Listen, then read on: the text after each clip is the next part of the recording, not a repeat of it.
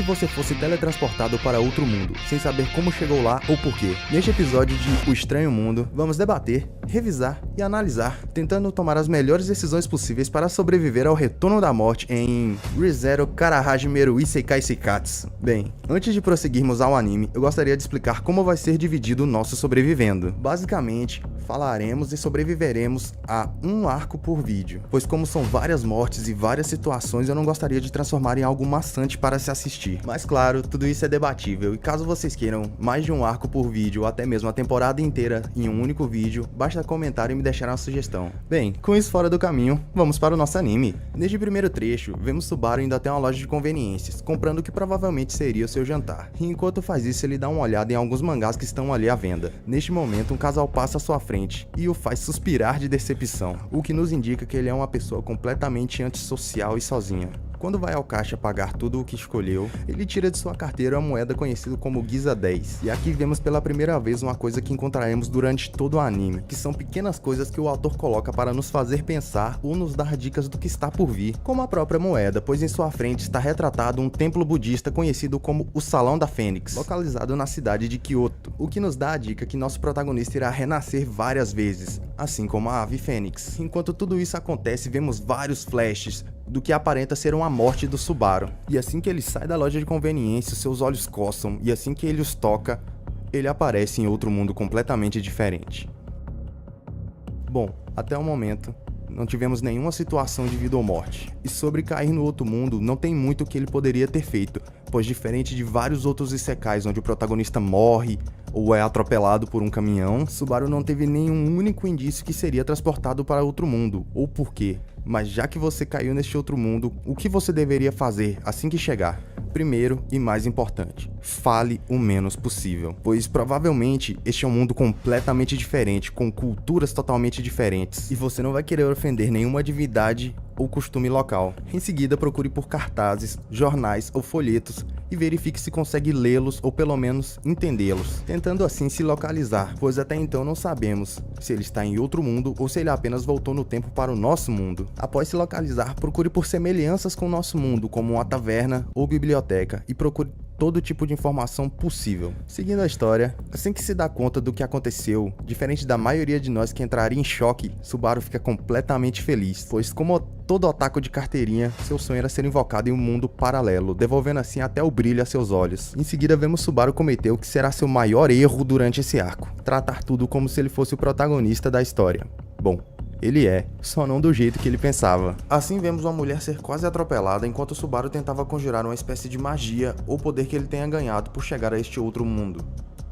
E aqui já o vemos falhar miseravelmente, e a mulher sendo salva por um cavaleiro que é ovacionado pelo povo. Em seguida percebemos que Subaru não pode entender a escrita daquele mundo, somente a fala. Logo em seguida ele mostra o dinheiro que trouxe do outro mundo para um comerciante, descobrindo assim que o dinheiro não é aceito, e descobrindo também onde está, no reino de Lugunica, sendo expulso logo após. Então ele começa a vagar por aí buscando informações, e ainda assim faz isso da forma mais incorreta possível, entrando completamente às cegas em vários lugares de um reino desconhecido de um mundo desconhecido. Esse cara quer muito morrer. Depois de ser expulso de um bar destinado somente a semi-humanos, Subaru é abordado por um grupo de bandidos, e novamente toma a pior decisão possível, reagindo ao grupo de bandidos. E por incrível que pareça, ele consegue nocautear 2 dos 3 bandidos que o abordaram, e me faz perguntar que tipo de otaku esse cara é. Mas no meio do seu momento de adrenalina, o terceiro bandido saca 2 espadas, fazendo ele assim recuar de medo, e sendo rendido logo em seguida. Enquanto tomava uma das piores surras de sua vida com certeza, uma moça de cabelos brancos chega procurando alguém que roubou algo dela, e assim o resgata por consequência. Depois de salvar Subaru, ela nos apresenta o melhor personagem dessa história, o espírito em forma de gato chamado Puck.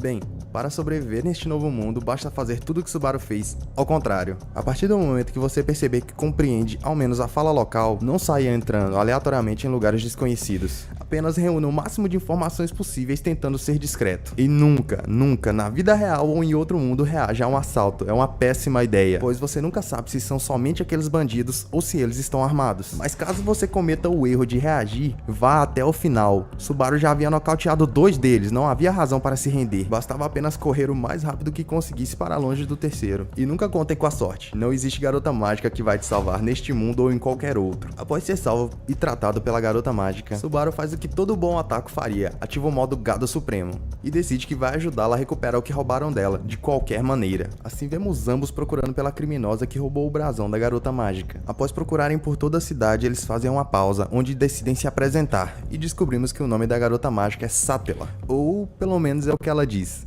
Após ajudar uma garotinha perdida, eles decidem fazer uma pausa novamente. E assim descobrimos que a garota Satela é meio elfa, o que parece ser um tabu neste mundo pela reação da garota. Depois desse doce momento dos nossos protagonistas, eles decidem retornar às suas buscas. E pela primeira vez até este momento, Subaru teve uma decisão inteligente: voltar à cena do crime e tentar entender melhor o que aconteceu. Bom, até o presente momento, essa busca foi uma completa loucura. Ficar zanzando por uma cidade gigantesca, sem pistas ou pelo menos um rumo para procurar, não irá te ajudar em absolutamente nada. Você provavelmente não irá achar a pessoa que você procura. Seguindo adiante, por sorte, ou puro roteiro, a garotinha que nossos protagonistas ajudaram era a filha de um comerciante que sabia exatamente quem era a pessoa que havia roubado o brasão, dizendo aos nossos protagonistas para irem até as favelas da cidade e procurar uma garota chamada Felt, pois ela seria a autora do roubo. Ao chegar na favela, Satela decide usar seus poderes mágicos e convocar espíritos menores para tentar encontrar a localização da ladra Felt, chegando assim em uma casa de penhores. Bom,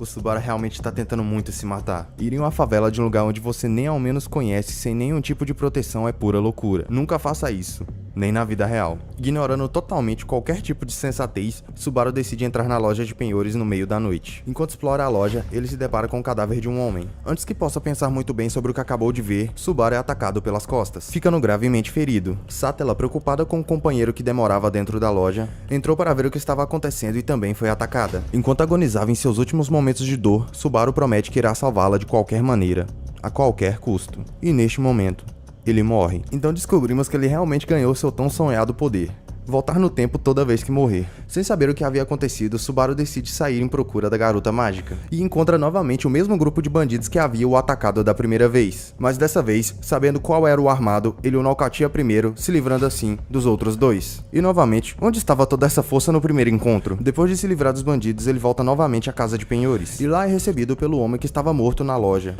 Bom, se você tem pelo menos 2 neurônios funcionais, você no lugar do Subaru já teria entendido tudo o que está acontecendo, pois há vários indícios de que ele voltou no tempo ou que pelo menos o mundo inteiro esqueceu da sua existência, assim como o comerciante e o grupo de bandidos. Só temos a real noção de que ele voltou no tempo quando ele é recebido pelo homem que antes ele havia encontrado morto. Mas o que fazer se você perceber que está voltando no tempo toda vez que morre? Primeiramente, tente descobrir o máximo possível sobre este poder. Quais são as consequências e se elas existem? Até esse ponto não temos noção se esse poder tem um limite ou não, então tente não morrer novamente até descobrirmos a real extensão desse poder. Confuso com tudo o que está acontecendo, Subaru questiona o homem sobre o brasão que procurava, e o homem o responde dizendo que não faz ideia do que ele está falando, mas que naquele mesmo dia receberá um produto que provavelmente é o que Subaru procura. Então Subaru começa a negociar com o velho homem, que pede que ele aguarde até que a ladra Felt volte, para que então eles possam negociar com a garota. E assim que a garota chega, as negociações começam. Usando um pouco de inteligência, Subaru consegue convencer a garota a trocar o brasão pelo telefone dele. Isso quase dá certo, porém, a garota diz que já havia outro cliente e que o roubo na verdade foi encomendado, e pede que eles esperem para que possam negociar também com a primeira cliente. Descobrimos que o primeiro cliente é uma mulher chamada Elsa e que ela também foi contratada para conseguir o brasão de qualquer forma. Então as negociações começam. Com a vitória de Subaru, Elsa o questiona sobre o que ele fará com o brasão. Então o mesmo diz que apenas o devolverá para a dona. Ao ouvir sua resposta, Elsa desfere um ataque contra Subaru, que é salvo pela ladra Felt. Então o dono da casa de penhores começa uma luta contra Elsa, onde ele acaba sendo morto. Inconformada com a finalização do colega, Felt avança para cima da mulher e também é finalizada, sobrando assim somente Subaru, que é facilmente finalizado. E então ele volta no tempo mais uma vez após morrer. Bem, por incrível que pareça, neste trecho, Subaru tomou quase todas as melhores decisões possíveis. Seu único erro foi ter dito a Elsa o que ele faria com o brasão, pois, como a mesma disse, ela havia sido contratada para tirar o brasão da garota, então provavelmente ela não permitiria que você o devolvesse. O mais sábio aqui seria ter dito que havia outro cliente e que ele também havia sido contratado para tirar o brasão da garota. Assim, talvez Elsa não teria finalizado todos. Depois de voltar à vida, Provavelmente pelo trauma que havia sofrido por todo o estresse, medo e desespero, Subaru acaba desmaiando e sendo ajudado pelo comerciante de antes. Então ele avista Satella passando na rua e corre até a moça gritando seu nome, dizendo ter voltado na casa de penhores e pedindo desculpas por não ter conseguido recuperar o seu brasão.